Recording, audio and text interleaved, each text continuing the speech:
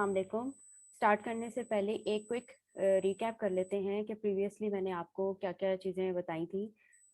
Basically सबसे पहले तो मैंने इंट्रोडक्शन बताया था कि जावास्क्रिप्ट जो है वो उसको लाइव स्क्रिप्ट्स हम कहते हैं और उसके बाद मैंने ये बताया था कि फुली इंडिपेंडेंट लैंग्वेज है। करंटली जो स्क्रिप्ट ईसीएमए की यूज़ हो रही है ईसीएमए स्क्रिप्ट 6 है और उसमें कुछ मतलब मॉडिफिकेशंस है वो भी मैं आपको आगे चल के गाइड कर दूँगी। इसी तरह से मैंने आपको ये बताया था कि जावास्क्रिप्ट के जो इंजन्स हैं V8 कहते हैं उसको क्रोम में, ओपेरा में और स्पाइडर मंकी है फायरफॉक्स के लिए। इसी तरह से मैंने आपको आईडीईज़ का बताया था इंटीग्रेटेड डेवलपमेंट एनवायरनमेंट अगर आप यूज़ करना चाहते हैं तो उसमें आप विजुअल स्टूडियो कोड यूज़ कर सकते हैं।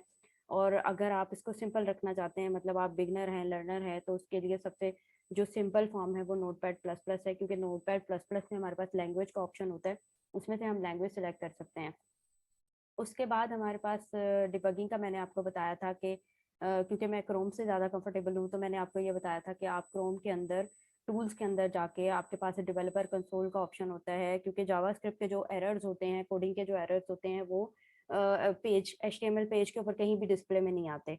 तो उसके लिए हमें जो है वो एक डेवलपर कंसोल चाहिए होता है जहाँ पर हम जाके जावास्क्रिप्ट के जो भी एरर्स आ रहे हैं उसमें हम देख सकते हैं वो हमें कंसोल के ऊपर लाइन भी बता देता है कि किस लाइन के ऊपर एरर आ रहा है तो हम उसको सॉर्ट आउट कर सकते हैं। आज का मैं एजेंडा बता देती हूँ कि आज हम बेसिकली क्या सीखेंगे। उसमें सबसे पहले तो मैं आपको ये बताऊंगी कि हमने हेलो वर्ल्ड का प्रोग्राम किस तरह से जावास्क्रिप्ट के अंदर लिखना है और उसके बाद ये भी बताऊंगी आपको कि अगर आपने एक एक्सटर्नल स्क्रिप्ट अटैच करनी है यानी एक तो होता है कि आप इनलाइन स्क्रिप्टिंग करते हैं यानी आपकी जो भी एचटीएमएल का कोड है आपने उसी के अंदर आपने इंटरनल स्क्रिप्ट लिख दी जावास्क्रिप्ट। लेकिन कभी कभी ऐसे भी होता है कि जब हमें बहुत ज़्यादा लेंथी कोडिंग करनी हो तो हम जो है वो इनलाइन जो है वो एचटीएमएल हमारी बहुत ज़्यादा कॉम्प्लेक्स हो जाती है तो उसके लिए हम ये करते हैं कि एक्सटर्नल स्क्रिप्ट एक जावास्क्रिप्ट की फाइल बना देते हैं और उसके अंदर हम अपना सारा कोड मूव कर देते हैं। उससे कोड रीडेबिलिटी एनहांस होती है और हमारा कोड अच्छा लगता है मतलब और डेवलपर के लिए भी ईजी होता है उसके साथ काम करना।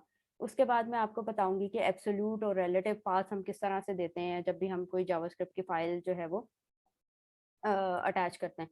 उसके बाद आपको मैं ये बताऊंगी कि कोड स्ट्रक्चर में हमारे पास स्टेटमेंट्स क्या होती हैं बेसिकली और मतलब सेमीकोलंस का मैं आपको कॉन्सेप्ट बताऊंगी कि किस तरह से हमने वो यूज़ करना है और उसके बाद मैं कमेंट्स ऐड करने का बताऊंगी और तो ये चीज़ें आज हम पढ़ेंगे। ठीक है, तो इससे पहले मैं आपको सबसे पहले तो आपको मैं बेसिकली डायरेक्टली हम चलते हैं हेलो वर्ल्ड प्रोग्राम की तरफ क्योंकि प्रैक्टिस जितनी ज़्यादा आप करेंगे जितनी ज़्यादा आप इसको अपनी प्रैक्टिस में लाएंगे चीज़ें आपको उतनी ज़्यादा समझ आएंगी। थ्योरी के लिए मैं आपको ऑनलाइन सोर्सेज बता दूंगी, बहुत सारी ऑनलाइन सोर्सेज हैं, W3 स्कूल्स है, जावास्क्रिप्ट इन्फो है।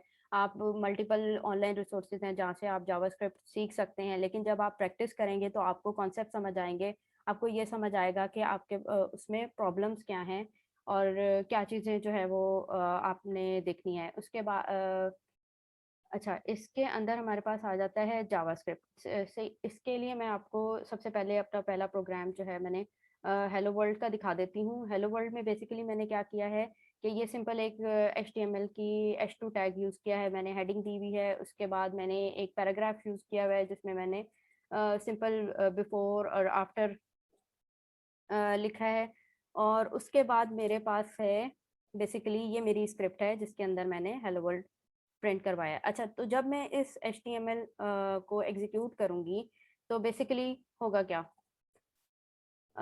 मेरे पास एक अलर्ट आ जाएगा जिस पे लिखा हुआ होगा हेलो वर्ल्ड। ठीक है? अब मैं आपको साथ-साथ इसकी डिबगिंग भी बता देती हूँ ताकि आपको साथ-साथ चीज़ें समझ आनी शुरू हो जाएँ। जैसे कि हम अगर इंस्पेक्ट एलिमेंट करें तो ये हमारे पास डेवलपर कंसोल खुल जाता है। डेवलपर कंसोल में अगर आप देख सकते हैं कि ये मेरी वही एचटीएमएल की विंडो है, वही फाइल है जो बेसिकली मैंने लिखी थी। अच्छा, इसी तरह आप यहाँ से आके सोर्सेज़ पे चले जाएँ अगर, ठीक है? तो सोर्सेज़ के अंदर आपको ये दिखा देगा कि मेरी ये वाली एचटीएमएल की जो फाइल है ये लोड हुई हुई है, ठीक है? इसी तरह से अगर आप कंसोल पे चले जाएँ, अगर आप लाइव बेसिकली जावास्क्रिप्ट में कभी-कभी ऐसा होता है कि हम कोड करते वक़्त हम खुद से लाइव टेस्टिंग करके देखना चाह रहे होते हैं कि हम क्या कोड लिखें स्क्रिप्ट के अंदर जो कि चल जाएगा। तो जैसे मैं आपको एक लाइव थोड़ा-सा डेमो दे देती हूँ। जैसे मैंने ये किया कि मैंने कहा कि मैंने ये जो मेरा आफ्टर का टैग है, इसके अंदर मैं चाह रही हूँ कि आफ्टर की जगह कुछ और प्रिंट हो जाए। Document dot gate element by ID, ये जो है वो जावास्क्रिप्ट का एक फंक्शन होता है जिसमें हम आईडी दे देते हैं जो भी हमारा टैग है उसकी, और यहाँ पर हम लिख देते हैं इनर HTML, ठीक है, इक्वल्स टू हेलो वर्ल्ड। तो क्या होगा अगर मैं इसको कंसोल को क्लोज कर दूं, तो ये मेरे पास मेरी HTML चेंज हो गई और इसके अंदर मैंने जो है वो हेलो वर्ल्ड लिख दिया।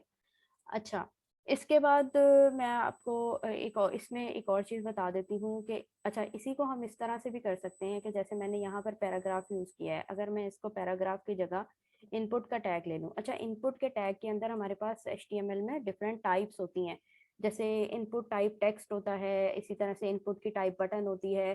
तो डिफरेंट HTML के अंदर इनपुट की टाइप्स होती हैं। अगर हम बटन रख लेते हैं इनपुट की टाइप, तो वो एज ए बटन डिस्प्ले हो जाएगा फ्रंट एंड पे।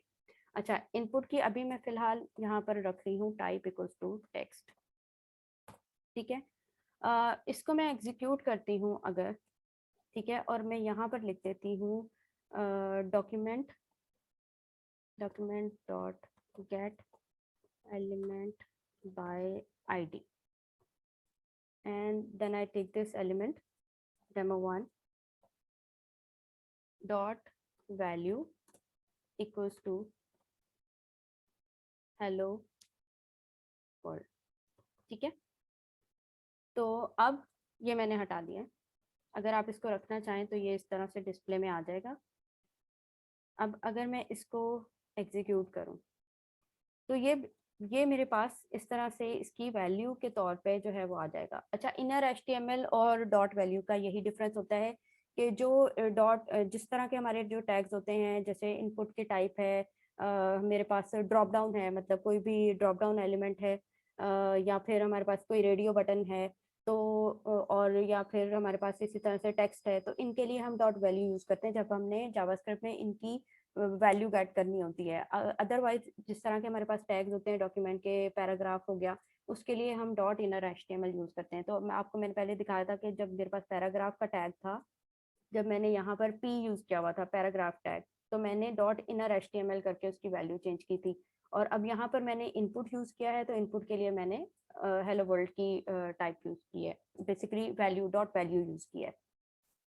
अच्छा, ये तो हो गया, साथ साथ डिफरेंस भी हो गया वैल्यू में और इनर HTML में। इसके बाद हम बेसिकली नेक्स्ट, सॉरी, मैं साथ साथ देख भी लूँ कि मैं कोई चीज़ स्किप ना कर दूँ। अच्छा, इसके बाद हमारे पास जो पुरानी जावास्क्रिप्ट होती थी, उसमें हम लोग टाइप डिफाइन कर देते थे, टेक्स्ट और या जावास्क्रिप्ट। लेकिन अब इसकी ज़रूरत नहीं है हमें, हम डायरेक्टली अगर हम सिंपल स्क्रिप्ट लिख के भी एग्जीक्यूट करें तो हमारा जो कोड है वो वैसे ही एग्जीक्यूट हो जाता है। इसके बाद हम आ जाते हैं एक्सटर्नल स्क्रिप्ट के ऊपर। तो बेसिकली हम एक्सटर्नल स्क्रिप्ट किस तरह से अपने कोड के अंदर एंटर कर सकते हैं, उसके लिए मैं आपको ये वाला दिखा देती हूँ। इसमें हमने क्या किया है, अच्छा, एक्सटर्नल स्क्रिप्ट हमने जब भी एग्जीक्यूट करनी है या फिर अपने कोड में डिफाइन करनी है, उसके लिए हमने क्या करना है, हेड का टैग यूज़ करना है HTML का, और हेड के टैग के अंदर हमने स्क्रिप्ट का टैग यूज़ करना है। ये आप लिखें या ना लिखें, इससे कोई डिफरेंस नहीं आता, जो अभी करंटली जावास्क्रिप्ट की वर्जन है उसके अकॉर्डिंगली। अच्छा, इसमें सोर्स में हमने क्या देना है, सोर्स में हमने देना है कि हमारे पास हमारी जो स्क्रिप्ट है वो किस तरह से पड़ी हुई। अगर मैं सिंपल इसको अगर मेरी स्क्रिप्ट जो है वो उसी फोल्डर में पड़ी हुई है जहाँ पे मेरी HTML की फाइल है, तो मैं सिंपल अपनी स्क्रिप्ट का नेम दे दूंगी। अगर मेरी स्क्रिप्ट जो है वो इस फोल्डर के फर्दर अंदर फोल्डर्स में पड़ी हुई है, तो मैं उसका जो उस फोल्डर से आगे फर्दर उसका जो पाथ बनेगा, मैं वो डिफाइन करूंगी। तो बेसिकली होता कैसे है कि अगर जैसे मैंने अभी जो स्क्रिप्ट अपनी रेफरेंस की हुई है, वो मैंने कहा है कि कस्टम JS के फोल्डर के अंदर है, उसके अंदर फर्दर कस्टम डॉट JS के नाम से मेरी स्क्रिप्ट है। तो जब मैं इसको एग्जीक्यूट करूंगी, तो बेसिकली मेरी जो इस फोल्डर के अंदर स्क्रिप्ट है, दैट इज, मैं आपको ये स्क्रिप्ट भी दिखा देती हूँ, ये स्क्रिप्ट, ठीक है। तो ये मेरी जो स्क्रिप्ट है वो एग्जीक्यूट हो जाएगी इस तरह से, ठीक है। ये मेरी स्क्रिप्ट एग्जीक्यूट होगी। अच्छा, इसको मैंने अगर देखना है कि ये मेरे पास जो फाइल लोड हुई है उसके अंदर मेरे पास क्या क्या फाइल्स लोड हुई हैं, तो मैं हमेशा सोर्सेस में जाके ये देखें, ये मेरे पास फ़ोल्डर भी डिस्प्ले में आ रहा है और इसमें मेरे पास बता रहा है कि इस फ़ोल्डर के अंदर ये कस्टम जेएस है जो इस एचटीएमएल के साथ लोड हुई है। तो बेसिकली यहाँ से आप ये देख सकते हैं कि आपकी कौन-कौन सी फाइल्स जो हैं वो साथ लोड हुई हैं। अगर आपने पाथ सही से डिफाइन नहीं किया हुआ तो यहाँ पे आपकी जेएस फाइल शो नहीं होगी। आपको यहाँ पे कुछ भी जो है वो सिस्टम शो नहीं होगा। तो इससे आपको आइडिया हो जाएगा कि आपकी जेएस फाइल को लोड करने में सिस्टम को कोई इश्यू आ रहा है। मे बी आपने पाथ सही से डिफाइन नहीं किया हुआ या आपकी जेएस फाइल में कुछ एरर आ रहा है जिसकी वजह से वो प्रॉपर्ली लोड नहीं हो रही। तो वो आप यहाँ से देख सकते हैं बेसिकली। अच्छा, इसके बाद एक और चीज़ मैं आपको बता दूँ कि जावास्क्रिप्ट में जो हम यूज़ करते हैं सेमीकोलन। एक तो जावास्क्रिप्ट जो है वो केस सेंसिटिव है, यानी कि आपने अपर केस और लोअर केस का ध्यान रखना है वेरिएबल्स और फंक्शंस डिक्लेयर करते वक़्त और उनको फर्दर यूज़ करते वक़्त। तो दूसरा हमने ये करना है कि जो हमारे पास एरर्स आ रहे हैं ना बेसिकली जावास्क्रिप्ट में ये होता है कि अगर हम सेमीकोलन ना लगाएँ, जैसे मैं आपको ये अपनी कस्टम जेएस के अंदर दिखाती हूँ कि अगर मैं यहाँ पर सेमीकोलन ना लगाऊं, आपने पहले इसका स्क्रिप्ट का जो है वो देखा था कि किस तरह से इसका मेरे पास आउटपुट आ रही थी। तो अब अगर मैंने इसमें यहाँ से सेमीकोलन रिमूव कर दिया तो अब क्या होगा, उसके बाद मेरी आगे फर्दर स्क्रिप्ट नहीं चलेगी और अगर मैं आपको इंस्पेक्ट करके दिखाऊं तो वो मेरी स्क्रिप्ट में एरर दे रहा है क्योंकि इंजन इसको आइडेंटिफाई नहीं कर पा रहा कि ये मेरे पास यहाँ पर आगे कुछ मैंने एग्जीक्यूट करना है, इसलिए उसने एरर दे दिया। तो बेसिकली आप कुछ केसेस में जो है वो इंजन अगर आप सेमीकोलन ना लगाएं तो वो enter end of the line को कंसिडर कर लेता है, यानी कि अगर मैंने यहाँ पर 2 अलर्ट्स लिखे हुए होते इस तरह से अलर्ट, ठीक है, हेलो वर्ल्ड, हेलो वर्ल्ड, अगर इस तरह से मैंने 2 अलर्ट लिखे हुए होते और मैं इसको एग्जीक्यूट करती तो ये दोनों एग्जीक्यूट हो गए क्योंकि इस केस में क्या हुआ, इस केस में इंजन ने आइडेंटिफाई कर लिया कि ये दोनों अलग स्टेटमेंट्स हैं। लेकिन जब मैंने कुछ डिफरेंट तरह का कोड किया है, जब मैं एरे यूज करना चाह रही हूँ तो उसने इंजन जो है वो कंफ्यूज हो गया है। अब देखिए यहाँ पर नहीं है सेमीकोलन लेकिन फिर भी इंजन ने जो है वो कंसीडर कर लिया।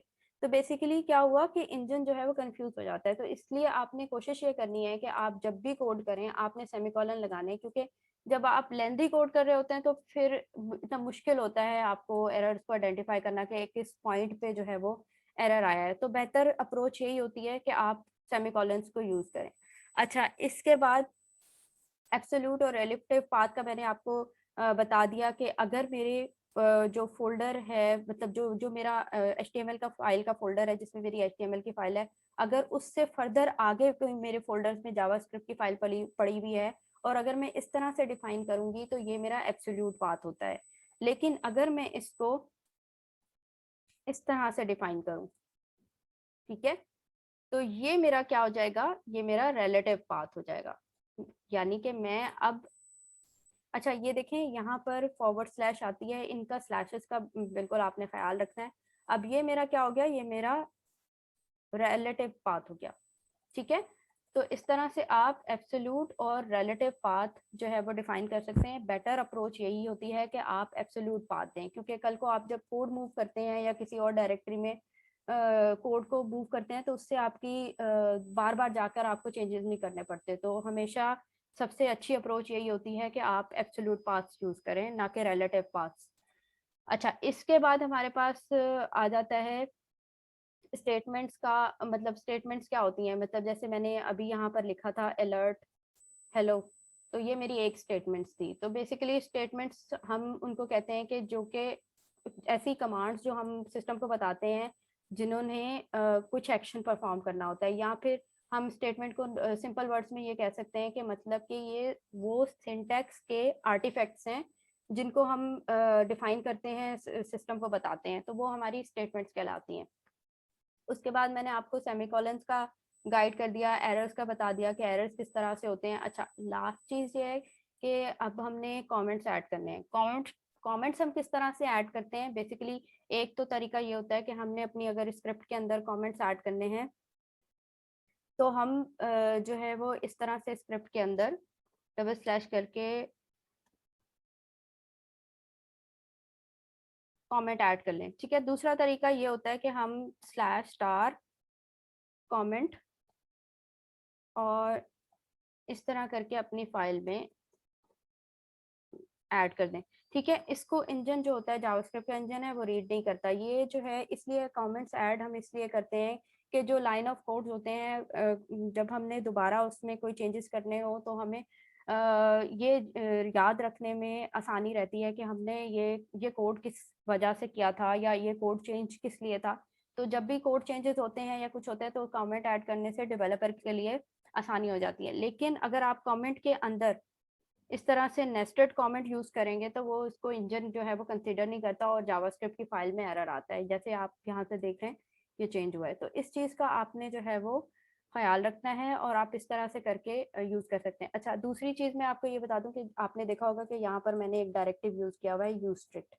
अब यूज स्ट्रिक्ट का क्या है कि बेसिकली पहले जब हमारे पास ईसीएम में स्क्रिप्ट 5 थी तो हमारे पास जो कुछ चेंजेस ऐसे थे जो जो पिछले जो जावास्क्रिप्ट के वर्जन थे उसमें कुछ न्यू चेंजेस इंट्रोड्यूस करवाई थी। जैसे फॉर एग्जांपल मैं आपको एक सिंपल सी मिसाल दे देती हूँ। जैसे हम किसी भी लैंग्वेज में वेरिएबल्स डिक्लेयर करते हैं ना, तो इसी तरह से हम जावास्क्रिप्ट में भी कुछ वेरिएबल्स डिक्लेयर करते हैं। तो हमने क्या किया कि यहाँ पर हमने एक वेरिएबल डिक्लेयर किया, जैसे फॉर एग्जांपल VAR ABC। अब ये जो है वो ECMA स्क्रिप्ट 5 में चलता है, लेकिन अगर हमने यहाँ पे यूज स्ट्रिक्ट यूज किया हुआ है तो ये इसको कंसिडर नहीं करेगा। तो जब हमारे पास हमने नई नई स्क्रिप्टिंग, क्योंकि ये पुराने वर्जन में इस तरह से था कि हम वेरिएबल करके डिक्लेयर करते थे, लेकिन न्यू वर्जन में हम इसको किस तरह से डिक्लेयर करते हैं, लेट लेट के साथ डिक्लेयर करते हैं। तो हमने यूज स्क्रिप्ट यूज किया हुआ है तो इंजन क्या करेगा कि जो नई स्क्रिप्ट की चीजें हैं वो उसको इनेबल कर देगा। अदरवाइज बाय डिफॉल्ट क्या होता है कि बाय डिफॉल्ट ये जो नए फीचर्स हैं वो आपके डिसेबल्ड होते हैं, ताकि आपका जो ओल्ड कोड है वो उसी तरह से वर्क करता रहे जिस तरह से पहले वर्क करता है। तो आज के लिए मेरा ख्याल है ये काफ़ी है। आप इसके प्रैक्टिस करें। अगर कुछ इश्यू आता है या आपको कोई चीज़ समझ नहीं आता तो आप मुझे कमेंट्स में बता सकते हैं। मैं कोशिश करूँगी मैं आपकी जितनी हेल्प कर सकूँ और आपको इससे रिलेटेड जितनी भी डिटेल्स चाहिए मैं आपको अपनी नॉलेज के अकॉर्डिंगली शेयर कर सकूँ। Thank you so much.